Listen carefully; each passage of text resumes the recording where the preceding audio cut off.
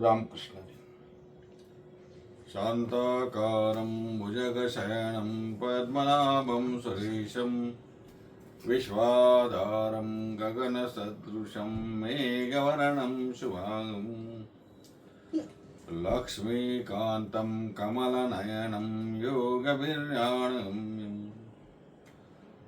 वन्दे विष्णुं भवभयहरं सर्वलोकैकनाथं. श्री कृष्ण भगवान की जय. अधिक मासानिमित्त चालू असलेली आपली अधिक मास महात्म्य कथा 3 अध्याय झालेत आणि आज 4था अध्याय अधिक मास महात्म्य कथा अध्याय 4.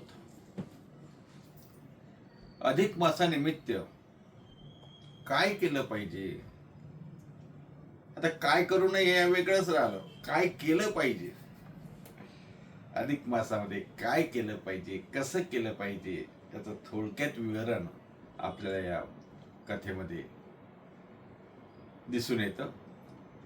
अधिक मासामध्ये सज्जनांना, वैष्णवांना, साधकांना, ऋषीमुनींना, ब्राह्मणांना वस्त्रदान करावं, अन्नदान करावं, अशा प्रकारचा विधी आपल्याला सांगितलेला दिसतोय. गोदानाचं पण आपण मागच्या भागामध्ये बघितलं. पण हे दान करत असताना हे दान सत्पात्री असलं पाहिजे महाराज. सत्पात्री दान असलं पाहिजे. ज्याला आपण दान करतो ना, अधिक मासामध्ये गरजूंनाही दान केलं पाहिजे, अधिक मासामध्ये जावयालाही दान केलं पाहिजे असंही सांगितलं गेलं. आपल्या दानाचा विनियोग व्यवस्थित व्हायला हवा, हे उमगून आपण सत्पात्री दान करावं असं सांगितलं आहे. कुणालाही दान केलं चालेल का? चालणार नाही. म्हणून शास्त्रामध्ये, पोथीमध्ये आपल्याला जे सांगितले जाते त्याचा अन्वय लावता आला पाहिजे. गोदान करायचं आपण मागच्या भागात बघितलं. कसं म्हणजे गाय कशी असली पाहिजे दान करताना, आपला भाव काय असला पाहिजे, ज्याला दान करायचं आहे त्याची पात्रता काय असली पाहिजे, त्याचं आचरण कसं असलं पाहिजे. योग्य आचरणाचे, संस्कारी, हपापलेले नसलेले, लोभी नसलेले, सावकारकी न करणारे, लोभाच्या पायी, धनाच्या लोभाच्या पायी मोठेपणा मिळवणारे, टेंभा मारणारे यांना दान करून फायदा नाही असं स्पष्ट वर्णन आहे. तुम्हाला सांगतो. मग दान सत्पात्री करावं. मग आम्ही सांगतो ना, ब्राह्मणाला दान करावं, सज्जनाला दान करावं, गरजूला दान करावं, जावयाला दान करावं. एक सांगू, दान करणाऱ्यापेक्षा जो दान घेतो ना त्याला खूप नियम आहेत. त्यानं त्याचं आचरण खूप स्वच्छ आणि सुंदर ठेवलं पाहिजे. त्याच्यासाठी नियम कठीण आहेत. नाही म्हणे आम्ही त्याला, अरे पण ज्याला दान केलं ना त्यांनी कसं वागावं, कसं वागलं पाहिजे याला खूप नियम आहेत. लक्ष्मी मातेने भगवान नारायणाला प्रश्न केला, नारायण आपण मला छान अधिक मासाची कथा सांगतायत, आपण सुंदर मला कथा सांगतायत, आपण मला दानाचं महत्व सांगता, कसं दान करावं ते सांगता, सर्व सांगताय. ब्राह्मणांना दान करावं, गरजूंना दान करावं सांगता, साधकांना दान करावं, ऋषीमुनींना दान करावं, गुरूंना दान करावं, सवाष्णीला दान करावं आपण सांगताय. बरोबर आहे. नक्की हे उपयुक्त ठरेल. आपण जे सांगताय, आपला उपदेश, आपलं कथन सर्वांच्या उपयुक्त ठरेल. भगवान नारायण म्हणतात, लक्ष्मी पण आणखी तुला एक सांगतो. तुला पूर्वजन्मामध्ये ब्राह्मण असलेल्या तिघांची तुला मी काय अवस्था झाली या जन्मामध्ये ते सांगतो. भगवान नारायण लक्ष्मी मातेला सांगते झाले आणि कथन करताना मग भगवंतांनी गोष्ट सांगायला सुरुवात केली. भगवान म्हणतात, लक्ष्मी माते जरा लक्ष देऊन ऐका, मी तुम्हाला कर्माचा सिद्धांत सांगणार आहे. कर्म सिद्धांत या चौथ्या अध्यायामध्ये याचं नावच कर्म सिद्धांत आहे. इथे कर्माचा सिद्धांत सांगितला गेला. जसं कराल तसं तुम्हाला भोगावं लागेल. केले कर्म झाले तिची भोगाले. नाथ महाराज सांगतात, केले कर्म झाले तिची भोगाले, उपजले मेले ऐसे किती, उपजले मेले ऐसे किती. कुणाला चुकत नाही. तो राजा असू द्या, रंक असू द्या, कोणीही असू द्या, तो ब्राह्मण असू द्या, क्षत्रिय असू द्या, कोणीही असू द्या, कर्माचा सिद्धांत प्रत्येकाला लागू होतो. अध्यायामध्ये आलेली कथा सांगतो. एक कोणी ब्राह्मण होता आणि त्याला खूप धनाचा लोभ झाला सुरू. आणि या धनाच्या लोभाबाई मग काय गावामध्ये काही एवढं धनप्राप्ती व्हायची नाही. मग कुठेतरी जाऊन काहीतरी व्यवसाय करायला 12 वर्ष गावाच्या बाहेर गेला. कुठे 12 वर्षे गेला. आणि 12 वर्ष मग तिकडे काय कष्ट केले असतील, मेहनत केली असेल, नोकरी केली असेल, चाकरी केली असेल, काय केलं असेल त्या काळात मला माहिती नाही. पण त्या ब्राह्मणाने विपुल धन कमावलं 12 वर्षाच्या काळामध्ये. आणि मग आता 12 वर्ष झाले, मग आता आपल्या गावी गेलं पाहिजे. आणि मग तो धनाचा साठा घेऊन, धनाचा संच, सोने नाणे मोहरा वगैरे काय त्या काळात असतील, आपल्यासारखे बंडल नसतील, नोटांचे कागद नव्हते, ते धन, ते सोनं नाणं मोहरा चांदी घेऊन हा ब्राह्मण निघाला. पूर्वी घोड्यावर स्वाऱ्या चालायचे महाराज. दशम्या घेऊन जायचे, भाकरी घेऊन जायचे, शिदोऱ्या घेऊन जायचे घरून बांधून. आता सारखे धाबे नव्हते, रेस्टॉरंट धाबे. आता ते शिदोऱ्याही बंद झाले आणि डबेही बंद झाले घरचे. आता हा ब्राह्मण तिथून निघाला 12 वर्षाचा आपलं धन जमा करून. आणि मग रस्त्याने आता कुठेतरी विश्रांती करावी म्हणून एक चांगलं डौलदार झाड होतं, त्या झाडाखाली बसला. समोरच बाजूला ओढा होता, ओढ्यावरती गेला, स्नान केलं, थंड पाण्याने स्नान केलं, पुन्हा आला आणि आपली शिदोरी सोडली. आणि शिदोरीमध्ये काय असेल भाकरी पोळी, ते भाकरी काढली आणि आपलं जेवण केलं. जेवण करून गार पाणी प्याला आणि पुन्हा त्या झाडाखाली थोडं झोपावं म्हणून तिथे झोपला. घोडं बाजूला बांधून ठेवलं. घोड्यावरचा प्रवास होता मी सांगितलं. शांत 1 तास झोपला आणि मग आता उठून पुढचा प्रवास करावा म्हणून उठला आणि आपल्या घोड्यावरती बसला आणि पुढच्या प्रवासाला चालता झाला. धनाचा जो चंबू गबाळ होतं, धनाची जी पिशवी होती, धनाचा जो साठा असलेली पिशवी, बॅग, पोतळ काय असेल ते तिथेच राहिलं आणि ह्या पुढे निघून गेला. त्याच सुमारास दुसरा एक तिथे प्रवासी आला आणि त्या प्रवासी बसला. प्रवाशाने आपलं आंघोळ केली, काय जेवण केलं, शिदोरी केली आणि बघतो तर काय कुणाचं तरी काहीतरी सामान दिसते, कोणाचं तरी गाठोळं दिसते म्हणून बघतो. बराच वेळ हात लावला नाही, पण नंतर बघितलं काय आहे बघू तर खरी. बघितलं तर काय, सोनं, सुवर्ण, मोती, हिरे काय असेल ते, अर्थात धन. याला ते दिसलं. याने म्हटलं, अरे बापरे, खूप धन दिसतोय. याने ते गाठोळं घेतलं आणि न झोपता, आता काय झोपतो का जेवल्यावर, पहिला झोपला शांततेने, हा कशाला झोपणार. आणि गाठोळं घेतलं, घोड्यावर बसला आणि आपला चालता झाला. दुसरा प्रवासी, पहिला प्रवासी गाठोळं टाकून निघून गेला, दुसरा प्रवासी गाठोळं उचलून घेऊन निघून गेला, पहिल्याचं गाठोळं दुसरा घेऊन गेला, लक्षात ठेवा. आता तिसरा प्रवासी तिथे आला. तोही बिचारा आपला थांबला, त्याच झाडाखाली थांबला, ओढ्यावरती जाऊन स्नान केलं. त्यानेही आपली शिदोरी सोडली, काय असेल शिदोरीमध्ये भाकरी चटणी काय असेल ती खाल्ली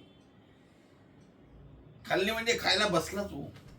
तेवढ्यात तो पहिला प्रवासी, ज्याचं धनाचं गाठोळ इथे राहिलं होतं, तो वापस आला घोड्यावरती. चिंतातूर होता, क्रोधित होता, भयग्रस्त होता. आला आणि म्हणतो, का रे, कोण रे तो, जेवण करतोय, तुला बरा घास जातो रे आतमध्ये, माझा तर तोंडाचा घास पळाला. अरे काय, कोण, काय बोलताय आपण, कोण आपण. मला पहिले सांग माझ्या धनाचं गाठोडं कुठं आहे. आता याला बिचारायला काही माहितीच नव्हतं ना. हा म्हणतो कुठलं गाठोडं, कुठलं धन, आपण कोण, काय विचारताय. लबाडी करू नको, खोटा बोलू नको. तो प्रवास पहिला ज्याचं गाठोडं गेलं तो याला दम द्यायला लागला. बऱ्या बोलानं गाठोडं, माझं गाठोडं जसंच्या तसं वापस दे, अन्यथा तुला चांगला चोप देईल, या झाडाला बांधून बांधून चोप देईल.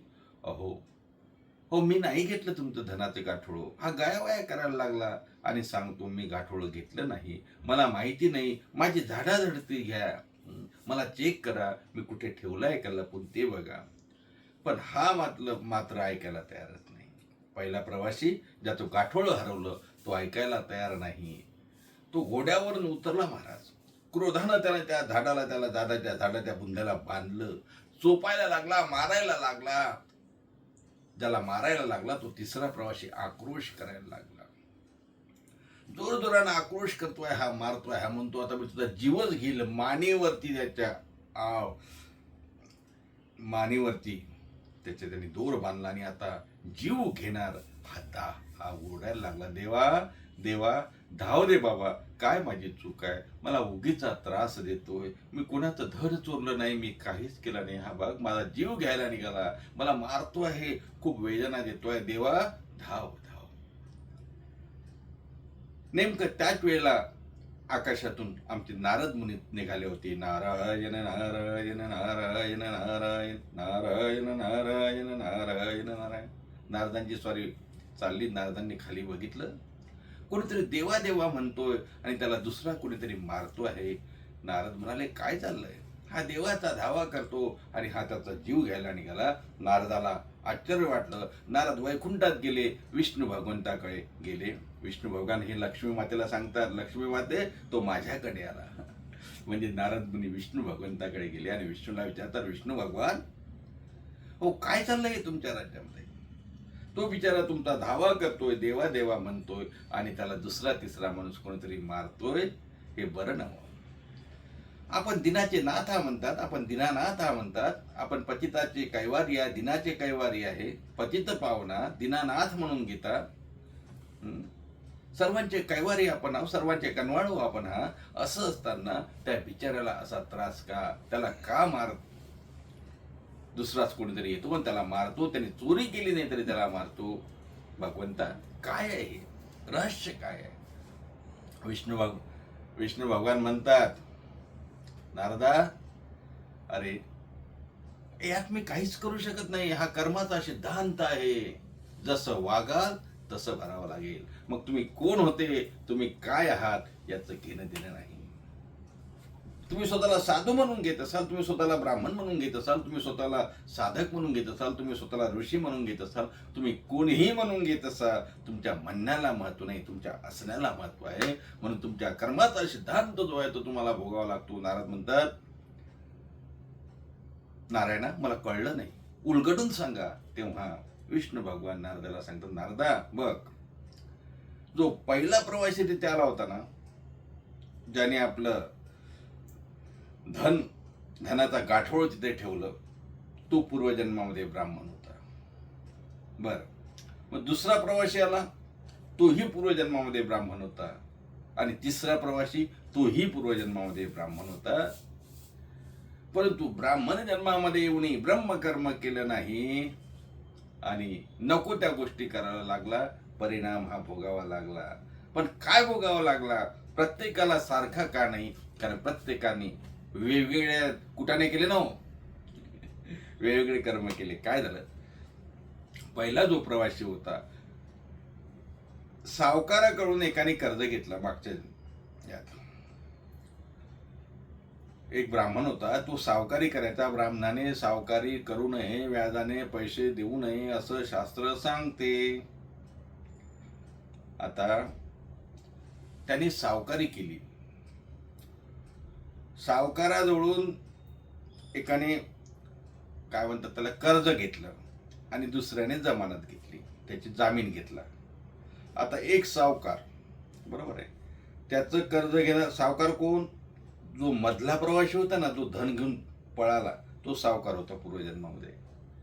त्याचं धन कोणी घेतलं होतं? ज्यांनी मार खाल्ला तो तिसरा प्रवासी जो होता ना, ज्याची काहीच चूक नव्हती पण त्यांनी मार खाल्ला, तो तिसरा प्रवासी त्यांनी धन घेतलं होतं, म्हणजे कर्ज घेतलं होतं सावकाराजवळ. आणि पहिला जो प्रवासी आहे, पहिला प्रवासी हा याचा जामीनदार होता, म्हणजे जमानतदार. म्हणजे कर्ज लोन कोणी घेतलं? कर्ज लोन घेतलं तिसऱ्याने. पहिला काय होता? पहिला प्रवासी त्याला जामीनदार होता. दुसरा प्रवासी काय होता? दुसरा प्रवासी सावकार होता. आता सावकाराजवळून घेतलेलं कर्ज परत न केल्यामुळं, दुसऱ्या जन्मामध्ये परत न केल्यामुळं त्याला मरणापर्यंतचा मार खावा लागला. बरोबर? कोणाकडून खावा लागला? ज्यांनी याची जामीन घेतली होती त्याच्याकडून खावा लागला. ज्याने जामीन घेतली होती, अरे तुझी मी जामीन घेतली, तू कर्ज फेडलं नाही, त्याच्यामुळे मला त्रास भोगावा लागला, म्हणून त्या जामीनवाल्याने याला मारलं. कोणाला? ज्यांनी कर्ज घेतलं आणि डुबवलं, बुडीत केलं तो.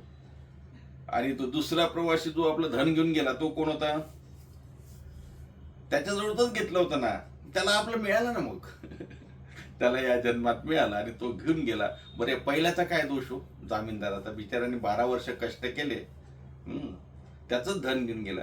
अरे म्हणे याने जामीन घेतली ना, त्याने दिलं नाही तर मी देतो म्हटलं, आणि दिलं नाही म्हणून याला 12 वर्ष कष्ट करून धन जमा करावं लागलं. आणि मग जमा केलेलं ते धन, 12 वर्ष जमा केलेलं ते धन तो घेऊन गेला.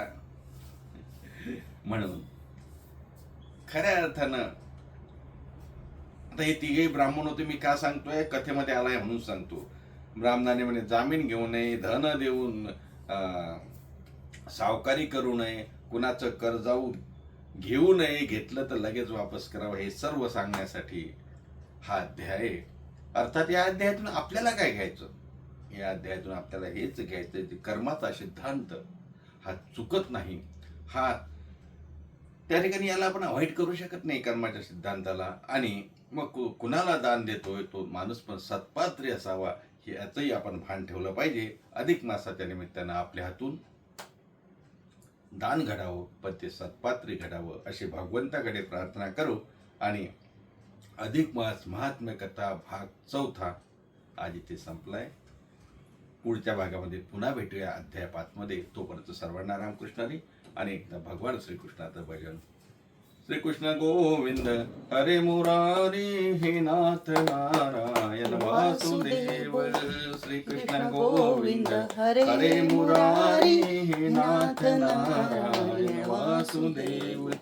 हे नाथ नारायण वासुदेव, हे नाथ नारायण वासुदेव, हे नाथ नारायण वासुदेव, हे नाथ नारायण वासुदेव.